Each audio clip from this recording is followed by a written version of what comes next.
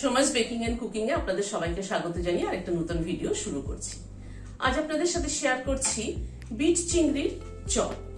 Bit তো আমরা সাধারণত ভেজিটেবল চপে ব্যবহার করে থাকি, এখানে কিন্তু বিট আর চিংড়ি দুটোর কম্বিনেশনে কিন্তু চপটা বানিয়েছি। তাহলে চলুন দেখে নিই কি করে বানাবো। প্রথমে বিটগুলোকে কেটে নিচ্ছি। বিটগুলো কয়েকদিন হলো আনা হয়েছে, সে আপনাদের সাথে এই বিটের চপ শেয়ার করব করে আর হয়ে উঠছিল না। চলুন বিটগুলো আগে প্রথমে কেটে নিই।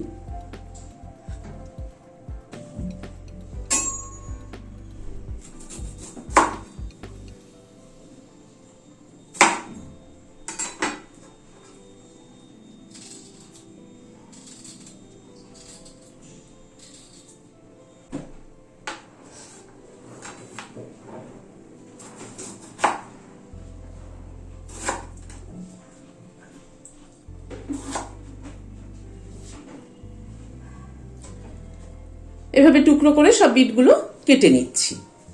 বিটগুলোকে সেদ্ধ করে নিলাম, সাথে 3টে আলু সেদ্ধ করে নিয়েছি। আর বিট চিংড়ির চপ বানানোর জন্য এখানে চিংড়ি মাছ নিলাম 100 গ্রাম। চিংড়ি মাছটাকে ভালো করে ধুয়ে পরিষ্কার করে নিয়েছি। বিটটাকে প্রথমে স্ম্যাশ করে নিচ্ছি।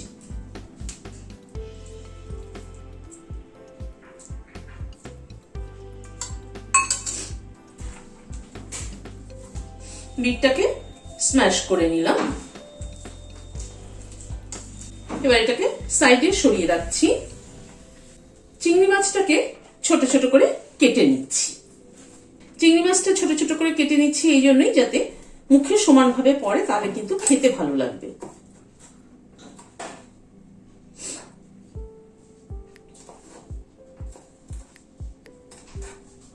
চিংড়ি মাছটা ছোট ছোট করে কেটে নিলাম। এবার আলুটাকে স্ম্যাশ করে নিচ্ছি।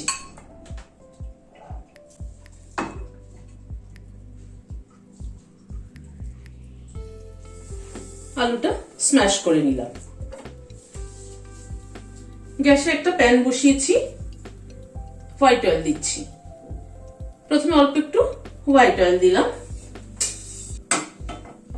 তেলটা একটু প্যানের চারদিকে লাগিয়ে নিচ্ছি। চিংড়ি মাছগুলো প্রথমে দিয়ে দিলাম।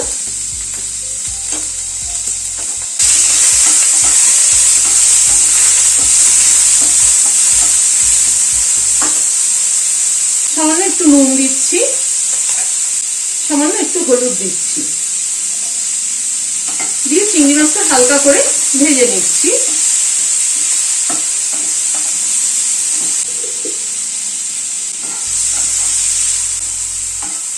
হালকা একটু মিনিট খানেক একটু নাড়াচাড়া করে নিলাম, নিয়ে তুলে দিচ্ছি। চিংড়ি মাছ বেশি ভাজা হয় না।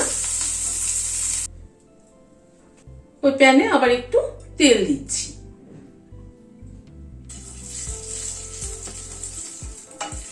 এখানে একটা বড় সাইজের পেঁয়াজ কুচি করে নিয়েছি, সেটা দিয়ে দিলাম।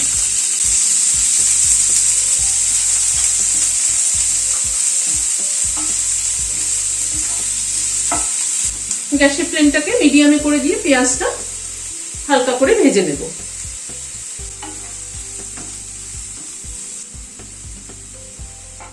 পেঁয়াজটা হালকা করে ভেজে নিলাম।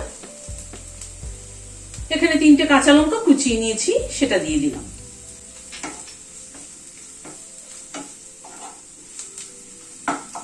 এখানে 2 চামচ মতো আদা কুচি নিয়েছি। আদাটা না একটু বেশি করে কুচি পড়লে মুখ, মানে বেশি কুচি দিলে পরে খেতে ভালো লাগে, মুখে পড়লে খেতে ভালো লাগে।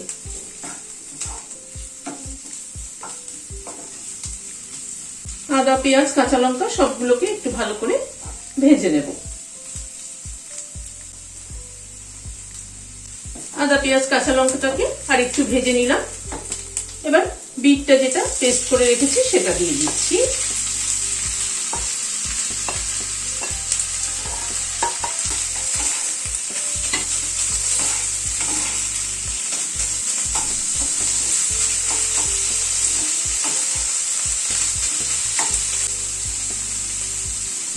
ওয়ান টিস্পুন একটু কম নুন দিলাম।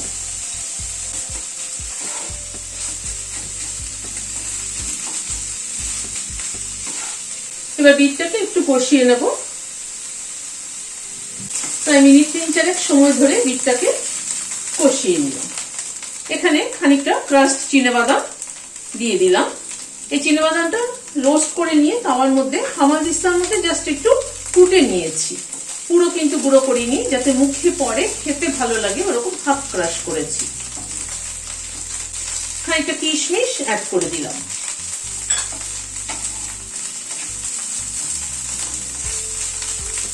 চিংড়ি মাছটা অ্যাড করে দিলাম।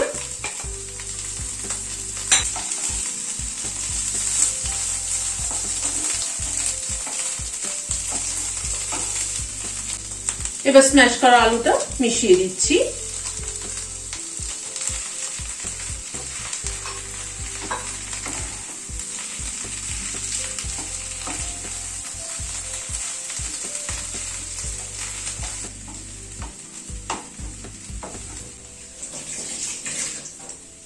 খানিকটা চিনি দিয়ে দিচ্ছি, এখানে 1 চামচ, এই 1.5 চামচ মতো চিনি দিলাম।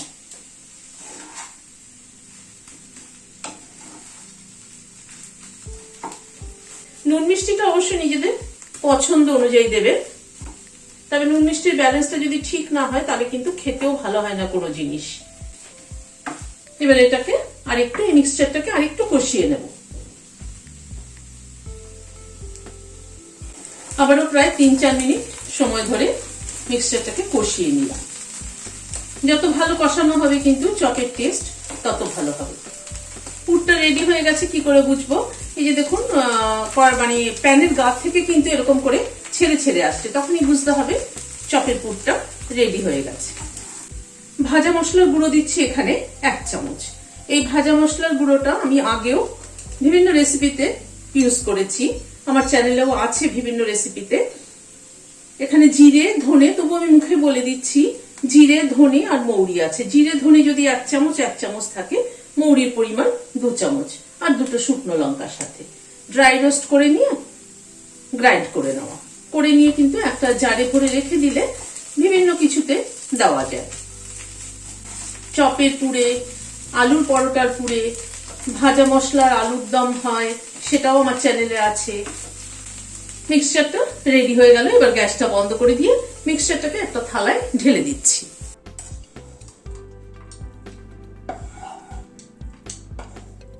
মিক্সচারটা প্লেটে ঢেলে দিয়ে একটু ছড়িয়ে দিচ্ছি ঠান্ডা হওয়ার জন্য। মিক্সচারটা ঠান্ডা হওয়ার পরে এটা থেকে খানিকটা তুলে নিয়ে চপের আকারে গড়ে নিচ্ছি।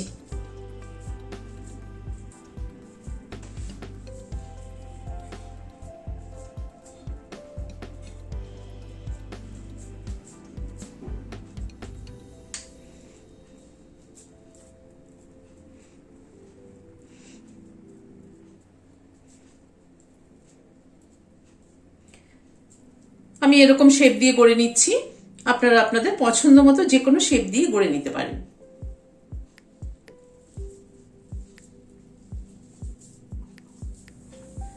চপগুলো গড়ে নিলাম। এবার এটা একটু সাইডে সরিয়ে রেখে এখানে একটা বাটি নিলাম।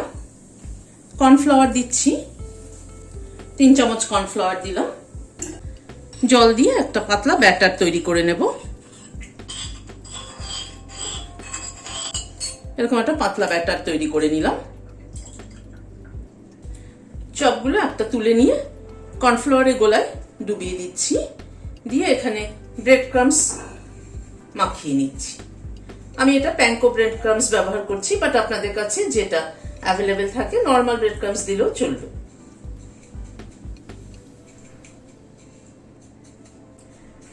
ব্রেড ক্রাম্বসটা এইভাবে চেপে চেপে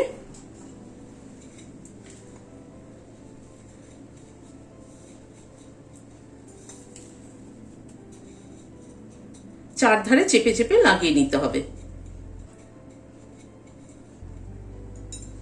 এইভাবে তৈরি করে নিচ্ছি। চপগুলো তৈরি করে নিলাম। হাতে সময় থাকলে 10 মিনিট ফ্রিজে রেখে দেওয়া ভালো। আমি আজকে 10 মিনিটের জন্য ফ্রিজে রেখে দিচ্ছি, তারপরে ফ্রাই করছি। ফ্রিজে রেখে দিলে হয় কি, ক্রাম্বসটা ভালো মতো সেট হয়ে যায়। কড়াইতে সাদা তেল বসিয়েছি।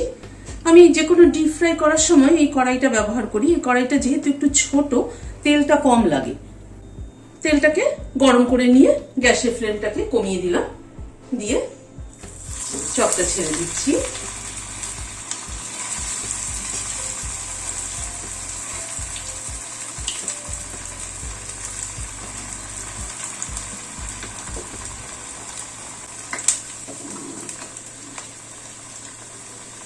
উল্টে পাল্টে চপটা দুটো দিকে ভেজে নিলাম, তুলে নিচ্ছি।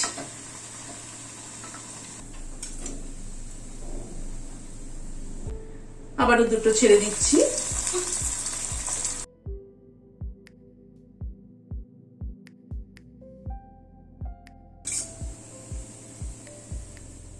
এভাবে বিট ও চিংড়ির কম্বিনেশনে বানিয়ে দেখবেন, ভীষণ ভালো হয় কিন্তু খেতে।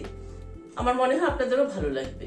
তা যদি ভালো লাগে তাহলে রোজকার মতো আজ আবার বলছি, লাইক শেয়ার করার অনুরোধ রইল। আর যারা এখনো আমার চ্যানেলটি সাবস্ক্রাইব করেননি প্লিজ সাবস্ক্রাইব করুন। পাশের যে বেলের সিম্বলটা আছে সেটা কিন্তু অবশ্যই প্রেস করবেন, যাতে আমার পরবর্তী ভিডিও নোটিফিকেশন আপনাদের কাছে পৌঁছে যায়। আজ তাহলে এখানে শেষ করছি। নমস্কার।